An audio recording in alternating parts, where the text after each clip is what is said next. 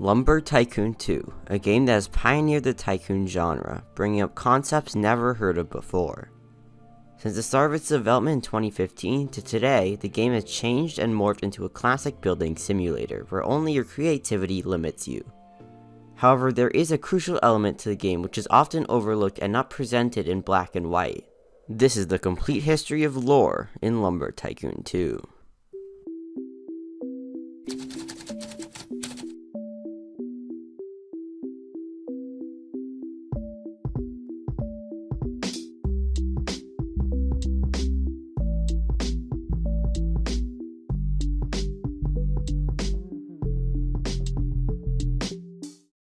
I am betting that most of you didn't know that Lumber Tycoon 2 even had lore until you clicked onto this video. This is because the minimal lore that Lumber Tycoon 2 does have is very scarce and hard for casual players to interpret.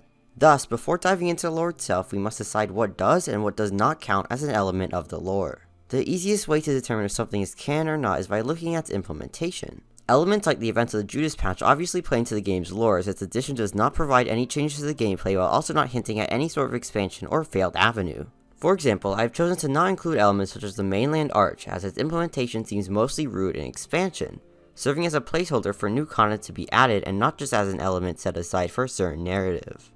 Of course, it is subjective, as some may view certain elements in different ways than others, which makes the vague lore of Lumber Tycoon 2 all the harder to put together.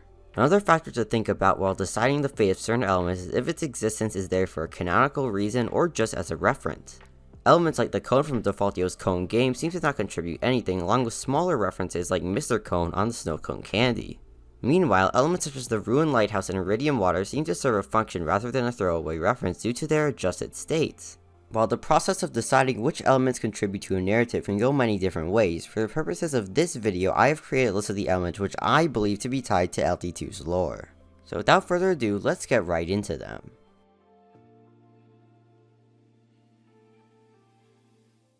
The first of the 13 canonical elements is also the most apparent, that being the red eagle. The eagle itself seems to have many connections to the world and poses as a figure whom the player tries to find significance of. Following behind the eagle is the events of 2022's Judas patch, a series of events that remain unexplained to this day. The Judas patch is by far the most special element of the lore, as its connection to the rest of the game seems very weak. The End Times event gives a crucial background into the story of Lumber Tycoon 2, with the mysterious events occurring within it connecting to other strange elements. The Lone Cave is one of those elements, first appearing alongside End Times but staying long beyond it.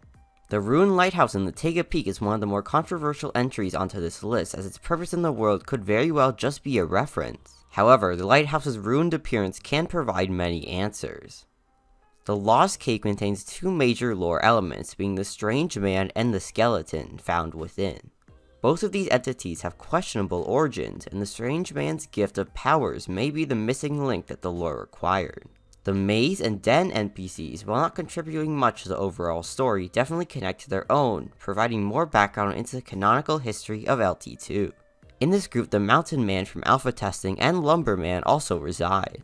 The Iridium Ocean also provides crucial insight into the geographical side of the lore, with the Bulletin Board seen in Defaultio's other game, currently labeled Test 2, also being a useful tool.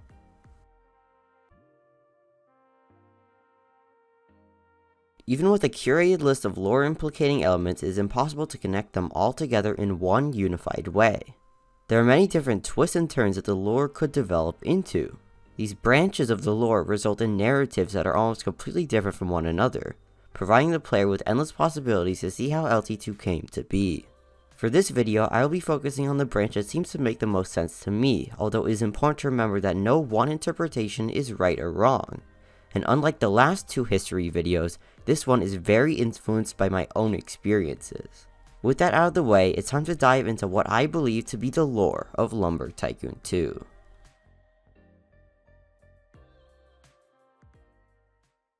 Long before the existence of Lumberland, the universe contained only Test 2.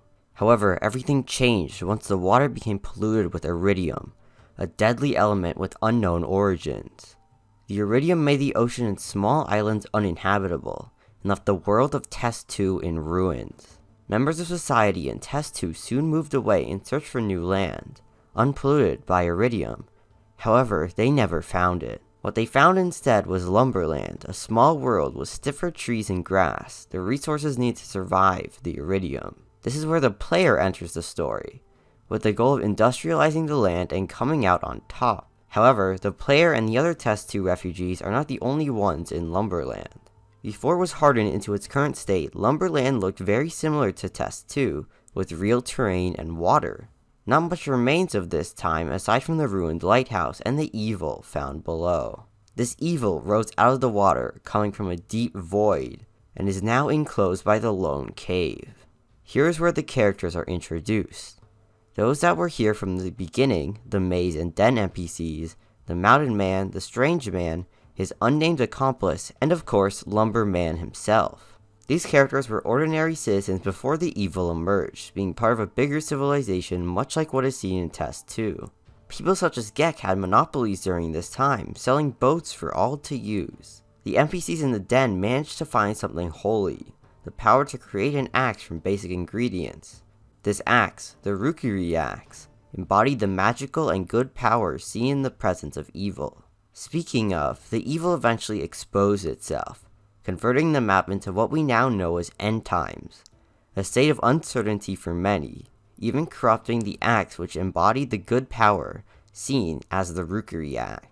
The End Times back then was much more damaging than the one we see today, with its power corrupting the land to the hardened state it was when the Test 2 people first found it. Unfortunately, the aforementioned characters did not have a great fate, with the strange man being corrupted by evil power, using magic only in ways that benefit himself. Before hiding in the den, the 3 NPCs made sure to leave traces of their existence through the use of the Red Eagle, in hope that the future travelers would soon discover them. The maze NPCs decided to hide in caves and try to escape the evil. However, this resulted in them being stuck in the maze that we know today. The mountain man ran into the mountains to escape the evil. However, the evil must have taken hold of him somehow, as he disappeared shortly after. The strange man's accomplice died in this ordeal, with his skeleton being preserved in the lone cave.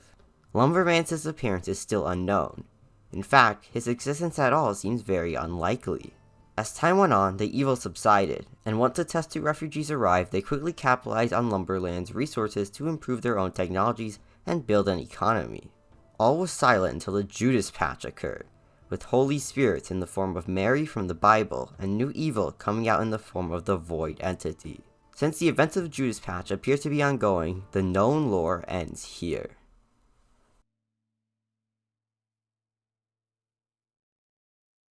As proven with the Judas Patch, the lore of Lumber Tycoon 2 is still very much ongoing, and many elements can be introduced to help refine the overarching story. The hardest part of connecting all of the existing elements was the lack of substance and age seen in Lumber Tycoon 2's map. Unlike other games, Lumber Tycoon 2 has little to no references hitting at what existed before. Possible ways to enhance the story would be adding new objects, mainly from Test 2, that allow the player to further connect the two stories. Ultimately, I do not expect any of the old lore to change, although the new set of lore that began last year with the Judas Patch still requires a lot of expanding. And with it, Lumber Tycoon 2 may finally have a proper story. And that's going to be it for this history video. Remember that unlike the other 2 videos, this one is very subjective, so take everything with a grain of salt. Also, I apologize about the editing being quite lackluster in some places. That's because I was on a very tight schedule while making this video, and I didn't have time to polish everything out like I normally do. Besides that, I hope you enjoyed the video, and this is going to be it for me. Goodbye!